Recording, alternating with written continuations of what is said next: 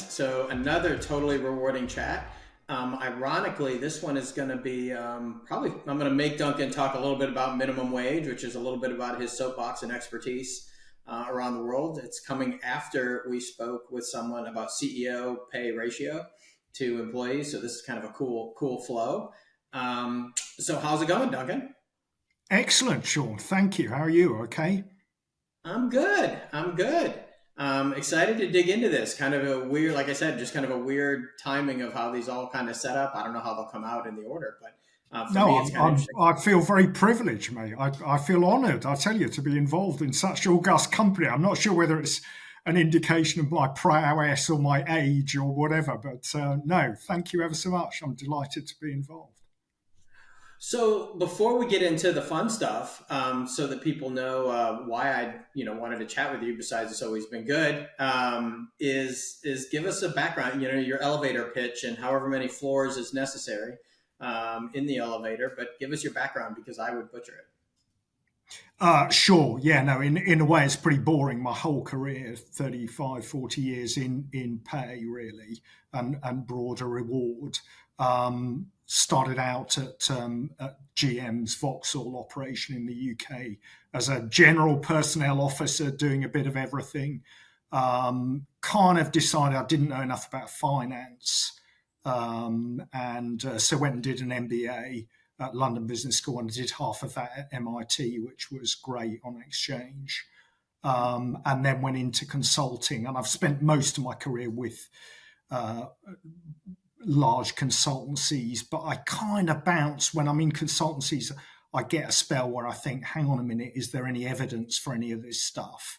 Does it really work? So I kind of go into academia or semi-academia and work for research institutes. So I've kind of and then do that for a couple of years and then think, hey, this stuff is totally irrelevant. So go back into consulting.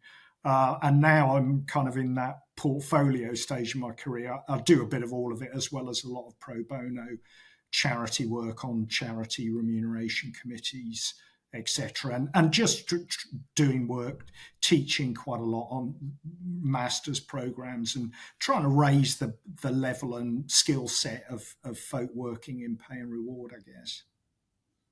So I'm not gonna lie, like I've either got wanted to switch jobs for whatever reason, or started to get burnt out about what I'm doing, and then I go spend some time in the wilderness. Never once have I thought, you know what I need? Some time in academia. So I will give you credit. 'Cause somebody's got to go, and it wouldn't be me. Although I do enjoy, I go to a couple of unis around here and talk, and I can do one class, about stuff, and then I'm like, okay, back to my world. So I give you mad props for being in that space. I think that's awesome to kind of give back.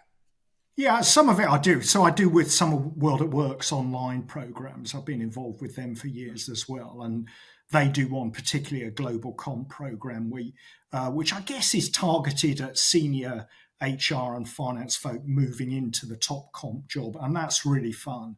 You get really experienced, interesting folk, and they're genuinely global, all over the place. Lebanon, Japan, China, and that. Yeah, I learn a lot from those, so that's good fun. But yeah, it's good just to see, these very bright. I hear people saying all the time, "Oh, we're not getting good enough people coming into HR." These sort of 25, 30-year olds doing HR masters at King's and LSE and places. My God, they're bright. But it's interesting what they've got experience in compared to when we were in our 20s and early 30s, but what they haven't. So areas like job evaluation, key to what we now call pay equity. If you ask people now what they use, they might be able to tell you the system like Korn Ferry Hay or Mercer system. But then you say, but how does it work? How does it actually value jobs? And most of them don't know because it's hidden away in the algorithm. Yeah, that it's become more plumbing, which in effect, if it's efficient, is great. But if they're hiding the basis for making judgments on pay, the AI debate is nothing new. It's job evaluation technology. We've had the same debates for 20 years. But it's such an interesting area to be in, I think. And now you're seeing more HR directors coming up the comp route, whereas I think it was seen as a bit, comp and ben was seen as a bit of a backwater, a bit of a geeky backwater. And I think that's really good news. And, it's just so current now in the press, in politics, etc., that I think it's seen as quite an area to be in, which brings a lot of responsibility with it. Yeah, and probably topic for another day. I know we're putting a panel probably chat with you. It's because that whole job evaluation thing is super interesting. Before we dive in, so I usually ask everyone, so what do you do for fun or hobby outside of work to show us you're an actual human and not AI? Would Well, be great. yeah, no, well, going to a portfolio career, building the leisure side has been harder, and charities are the biggest liars in the world. If a charity for a trustee or on an independent role in HR board committee says, "Oh, it's only a day a month," my God, don't believe them. I tell you, it's like 3 or 4 minimum. But no, I've got, as I was saying, I've got 2 girls in their 20s, very different. One works at the House of Lords, the other's in advertising. So, yeah, I spend quite a lot of time helping them on stuff and just being outdoors. I love being outdoors. Running was great to combine with my international traveling consultancy. So I still run when my body allows, and I just love being outdoors.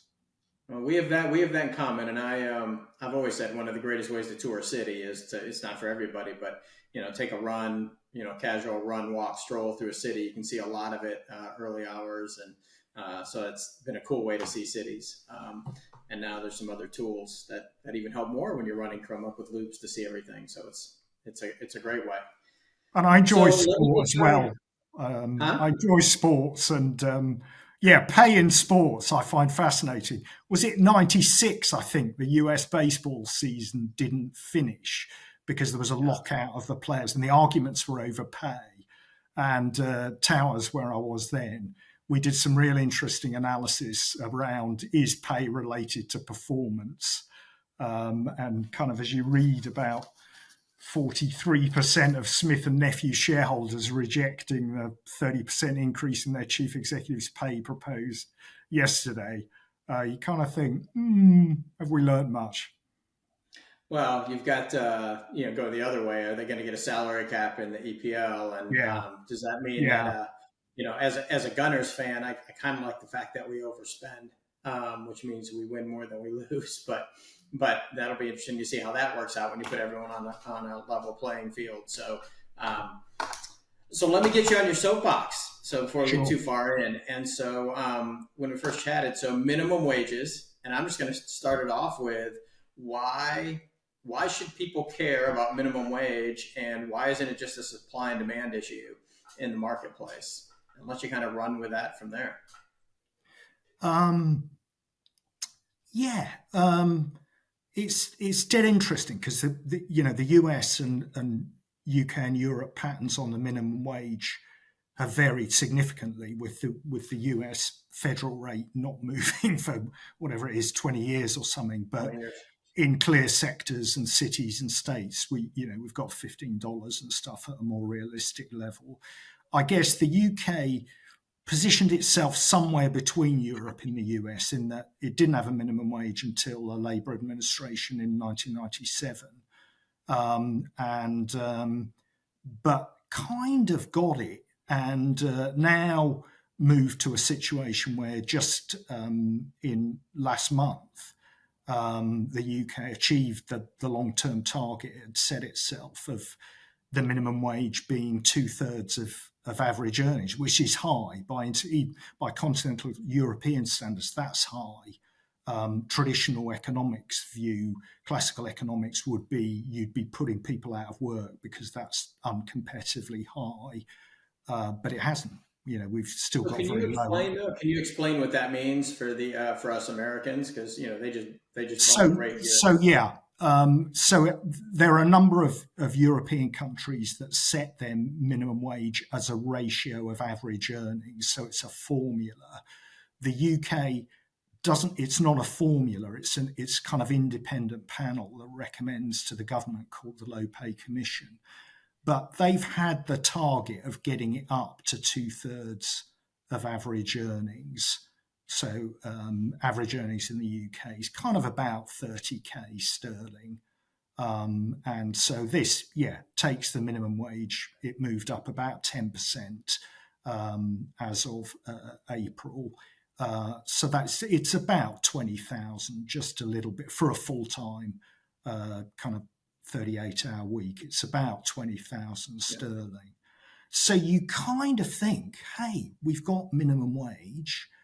And, when the British welfare state was created based on William Beveridge's proposals in the 1945 Labour government, their kind of assumption was if you had a job, it was based on addressing 5 evils, and one of them was idleness. So the kind of assumption was that if you had a job, you were okay. And I guess what's very different now is UK has, like the US, very, very low levels of unemployment by historic standards. Most people are in work, but we've got high levels of poverty. And so about a quarter of kids live in poverty. In some areas, such as Scotland, it's higher. The majority of those kids have at least one parent in work. So in work poverty, I went and worked for 5 years for our HR institute here, the Chartered Institute of Personnel and Development, which kind of trains HR folks in the UK. We've got about 150,000 members. If you had said to me at the start of my career, we would have a big area on the website about in-work poverty, and it's one of the most visited areas of the website, I would have just said, what are you talking about? That's for charities and whatever. And yet that's it. It's one of the most popular areas of the website. So lots of academic debate for economists and sociologists or whatever on why we're in this situation, gig economy, whatever. But we are in a situation where a lot of people are not earning enough to live on. And but I think that's the argument here. So if I break that down, if I break 20K a year down, that works out to be about 10 quid an hour.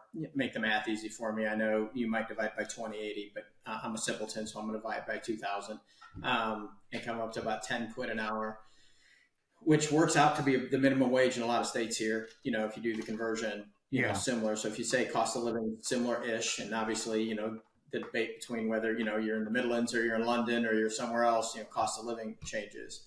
But here you're seeing 15 not be enough, and you're being some pushed to 20. And so I think it's similar. Like, we do have states that are lower because it's run by the state.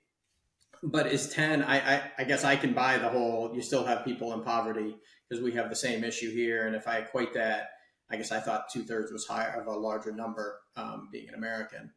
So how do you continue to move that up, right? Why is it important to move that up beyond the social standpoint of you've got people in poverty and it's the right thing to do, but then you press that with the economics, because here what we're seeing is, I don't know if you were aware, but some places in California have made the minimum wage in fast food to $20 an hour.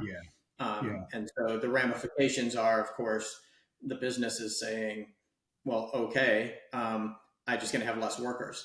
So I still have to work to the same number. What you've told me now is my fixed cost for each one of these humans has gone up. And so for every 4 of you, I have to let one go. Yeah, I guess. So how do you see organizations? How do you see the country? How do you see the best way to economically handle it? Because that's always been the supply and demand. Yeah, I mean, in the UK, I guess it's, the answer to that is twofold. One is low pay has been getting nearer to an average number that's been falling in real terms.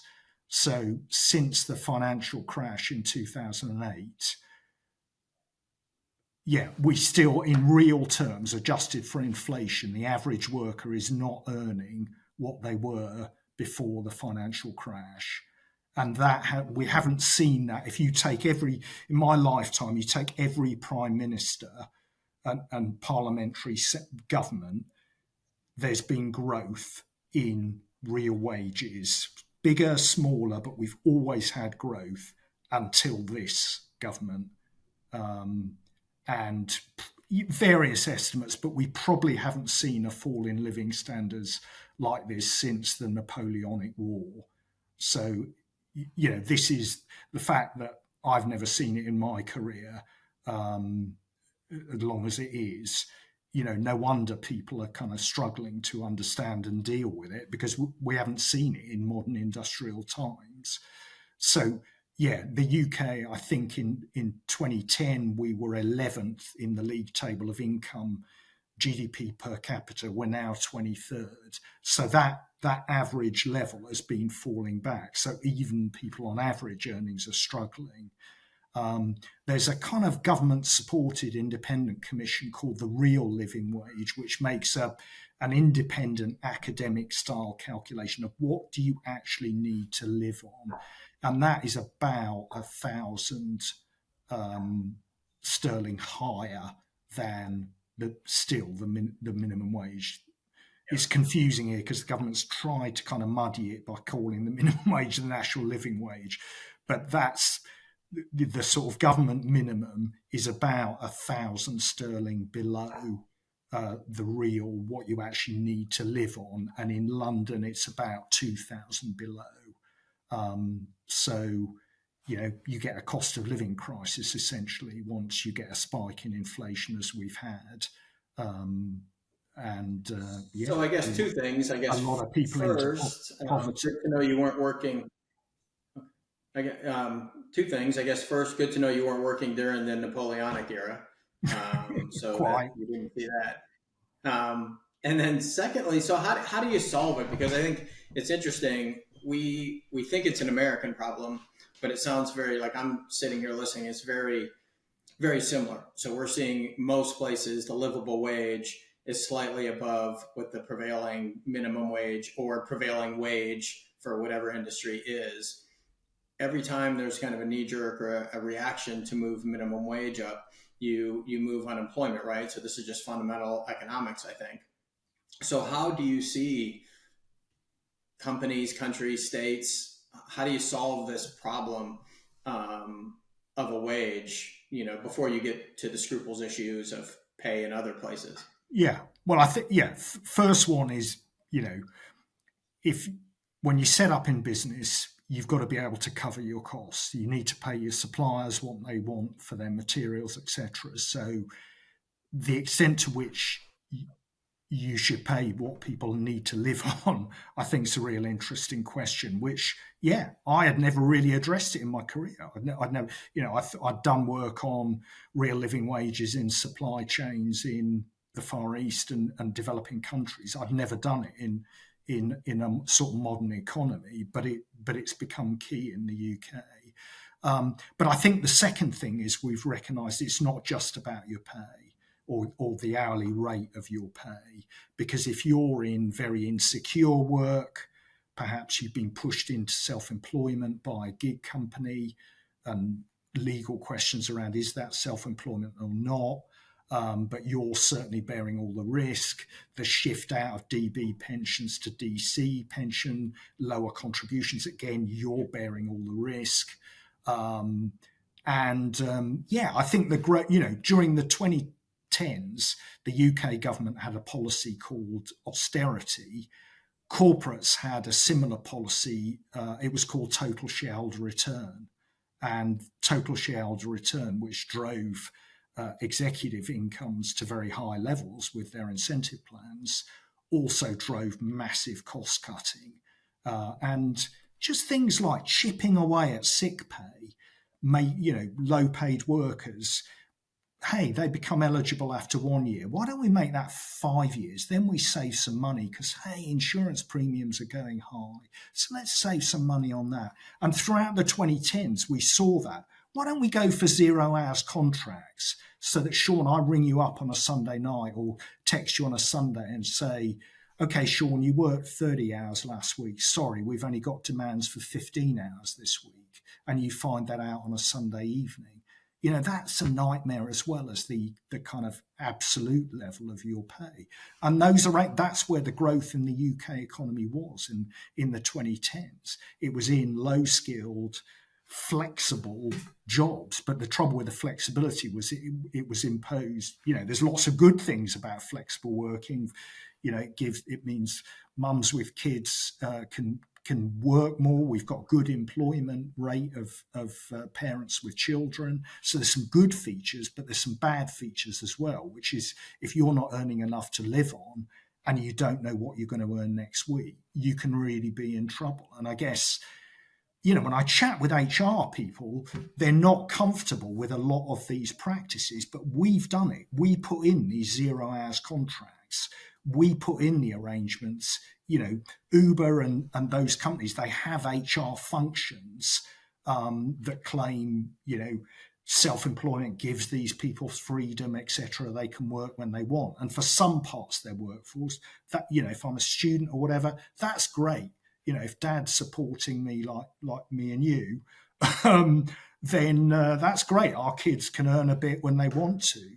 But if you're making your living like that, and you get told, next week you've only got half your earnings this week, and you've got to pay the rent, that ain't good. And, what have we seen as a result? We saw levels of mental ill health. We saw levels of health inequality massively grow. If you're low income in the UK, you die 5 years earlier than a higher income person like me. It's really impacting. And then guess what? COVID. And I think COVID with the cost of living crisis, I think HR finally, we got some influence at board level. And the majority, 2/3 of UK companies have done something. They've given a cost of living, having argued for 20 years that, we don't take any account of inflation. It's down to corporate performance and affordability. Well, thank God they did, and they made payments to staff last year, because a lot of them would have been in serious trouble if we hadn't done, even at higher income levels, because now of the push in mortgage rates, people are really struggling, and we've helped out. And that's great. And I think we need to learn from that and, learn that, guess what, when a global pandemic hits, cuts to sick pay maybe don't look so good. And another great learning in the UK has been, if the commonest change to sick pay has been harmonisation, that companies recognised that executives sitting away in their suburban luxury house online in total safety with fantastic private medical benefits versus frontline customer service staff on the minimum wage serving you and me in the supermarket at risk of catching COVID. UK, not as bad as the US. You have got to have, national health. You can't not insure people and not cover them for health-wise. But even so, companies recognise this is totally inconsistent. If anything, the people on the front line should have the better medical benefits. And so you've seen those policies harmonised, which basically has been improving the benefits for lower paid workers. And again, we're relearning. The people who founded the HR Institute in the UK were the Quaker owners of businesses like Cadbury's, who they built a welfare state for their employees, partly out of their beliefs, but partly as well because they knew if they wanted a high-performing workforce, you don't worrying about where are your kids, are they ill, are they in school, have we got a home to go to? Give them housing, give them schools, give them hospitals, and actually, guess what? You get a better performance as a result. And I think we kind of lost that clarity, particularly in business, over the last 20 or 30 years, and it's taken a massive health crisis and a global cost of living crisis to kind of re-educate us, I think. So, I guess my last question would be,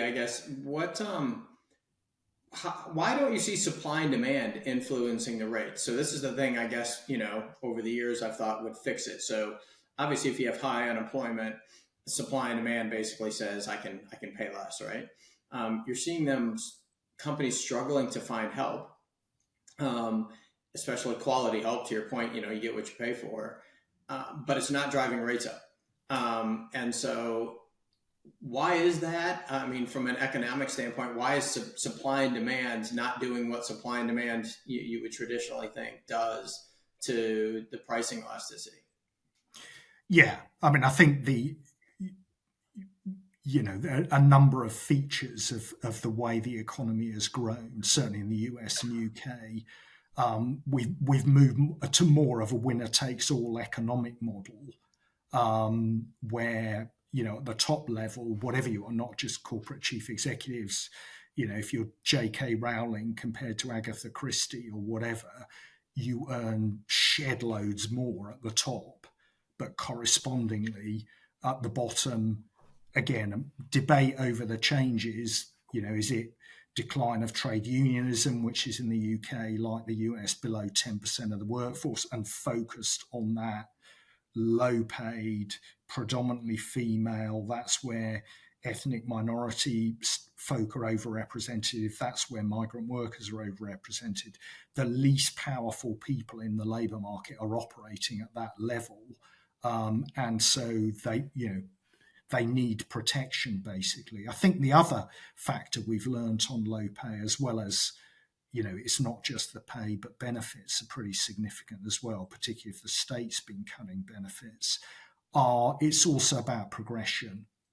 And when I started at Vauxhall, we used to take on 80 apprentices, and within the senior management at Vauxhall then, I don't know, 20-25% of the management had come up from apprentice level. And now, if you look at people who are low paid in the UK, say in the bottom 10% of earnings, it's fewer than 10% of them get out over a 5 to 10 year period. So if you're in low pay, you stay in low pay. And I'm doing a lot of work at the moment on skills pay progression, because we kind of got used to just buying in talent, really.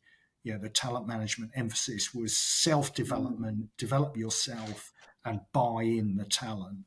And we're now realizing some of the effects of that, like importing labour market discrimination against women. And that's why we've got the publication of pay ranges and salary history discussion bands, which seem to be working really well, I understand. I only wish the UK would follow many of the US states that are doing it on that. But just addressing progression. But I think what we're seeing as well is that markets aren't perfect. They're influenced by power, they're influenced by politics, the whole behavioral economics, and I think there's growing recognition, just reading a review of Joseph Stiglitz's new book, and that seems to put a lot more emphasis on that economists need to recognize this factor of power and influence. We haven't got perfect markets, and so employers need to recognize that, and states need to recognize it. They need to have regulation in place, and they need to enforce it. The UK probably has a stronger labour market regulation framework than the US, but enforcement is appalling. It's not resourced, it's not delivered,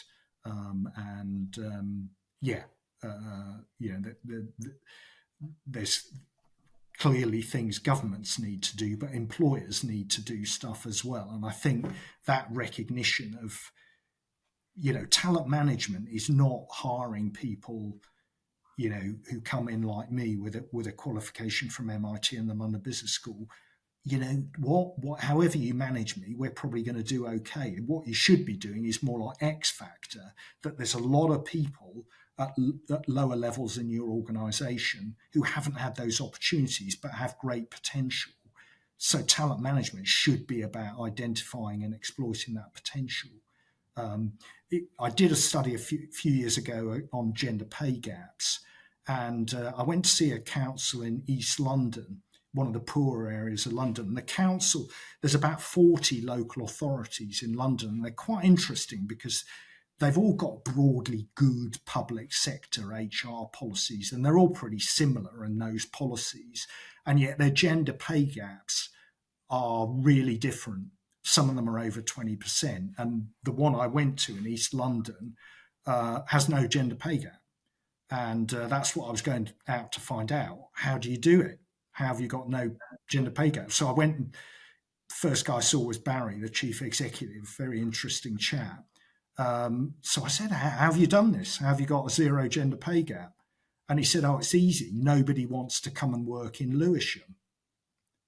And I said to him, you what? And he said, if I was in Westminster, central London, fine, easy to recruit and retain people. He said Lewisham and East London is just nobody wants to live there. So he said it forced us to look internally inside the organisation, and a lot at the lower levels, predominantly female staff, a lot of potential talent. And that's what they develop. Half their senior team are women who've grown up. Interestingly, a lot of them have gone and worked for other local authorities in between, but they come back at a senior level and want to work there.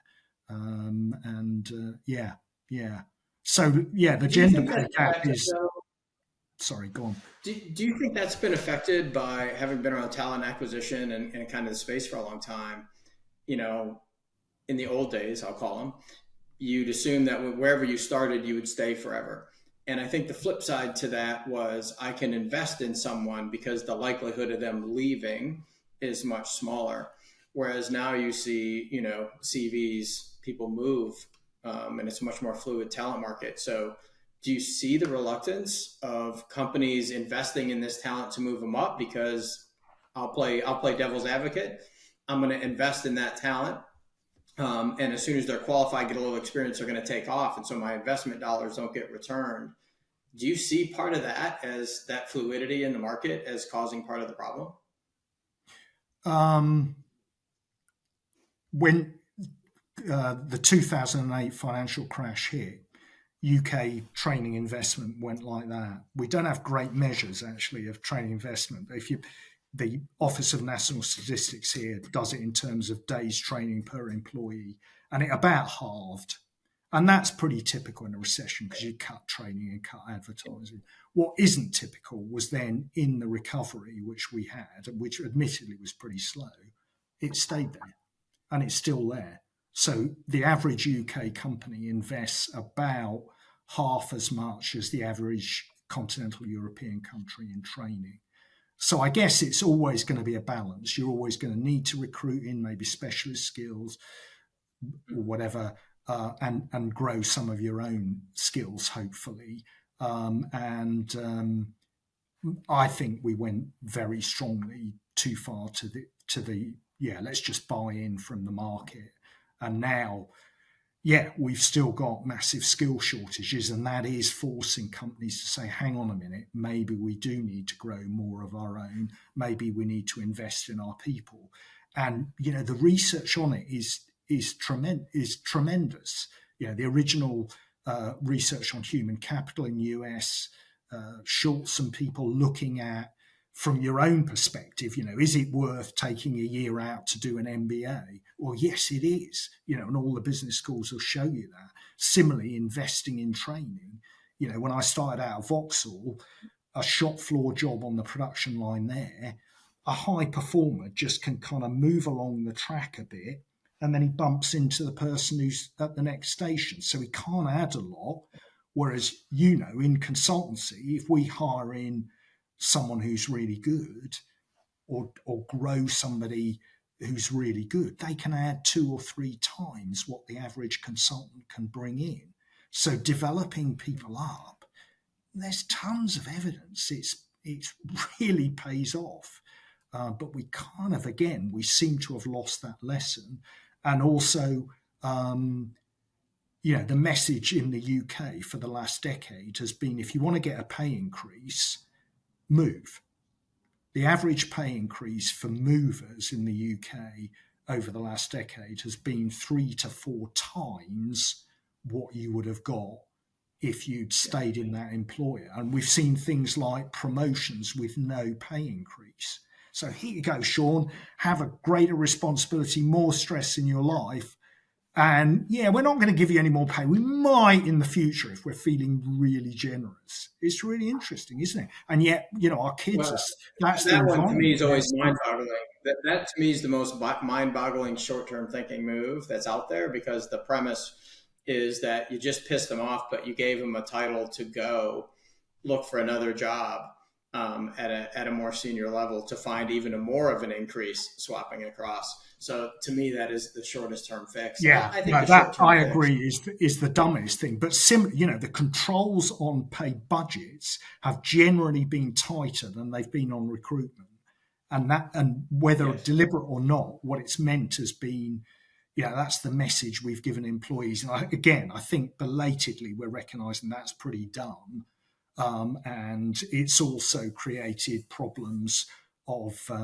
If you look in the civil service here, where we've got broader bands in the senior levels, you've got two groups of people in each band, and that's not to do with performance. It's to do with, were they internally promoted, which is the lower group, or were they externally recruited, which is the higher group. And that's evident throughout structures, and most of the private sector's done it as well. So again, I think we're seeing a rebalancing of that. That if you've got, again, predominantly female employees, a lot of analysis I do of gender pay gaps is that they're lower in the scale, they're less likely to be have been recruited in higher up the scale, and narrowing those scales in some cases is a good way to address your gender pay gaps. But sorry, I'm getting off the point on low pay a bit here. But No, no, I think it's all good. I think the Well, recognition on low pay is it. It's basically, that low is good. The lower pay budget award, hey, that's great. Whereas I think in some business at the moment, we should be saying, we're not paying these people enough. Let's pay them more. I think HR needs to have the courage to say, we're going to get higher returns if we pay them more. You and I probably in consulting, okay, when times are tough, budgets are tight, but generally, the controls are less than in many businesses on pay budgets, because there is that recognition that high performers can add significant amounts. I think too, the analytics that are out there, I think the tools and analytics, I hope it catches up sooner, will start to prove out, your risk of resignation and turnover and tenure, and then you can add in training dollars. And this is the nerd in me. You can actually count how long it takes to get someone up to speed. Like, you can add so much data into a system now and run those analytics to say, actually, if we pay our people, 1 or 2 quid more an hour, which moves them from below, 2 quid would move them from, 1,000 quid under a year to 1,000 over. Actually, our net's going to be the same, plus performance will be better. Like, that math, I think, cannot be calculated. I think prior it was too much stuff, right? How do you deal with, point of sale data, plus store data, plus turnover, plus labor, and pull all that in? No humans could do that. But I think now we have the ability to do that. So I'm bullish that what'll happen, in my opinion, hopefully, is a couple of companies will see that. They'll become more profitable, and it won't be out of the goodness of some people's hearts that were trailers or that were laggards, but they'll realize, well, actually, to be more competitive, we have to do this. We kind of have to do the right thing because it's for the wrong reason. But I'm all good if everyone does the right thing for no matter what reason. So. Yeah, no, and I think, I know one of the other areas you wanted to talk about was tech, and whether, the rate of tech change has been driving de-skilling and low pay. And I think the evidence, even with AI, is the big survey each year that the World Economic Forum do, they're predicting a net gain, I think, from AI rather than net job loss. Although, if you're in one of the areas affected, the job loss, that's not to downplay the negative impact.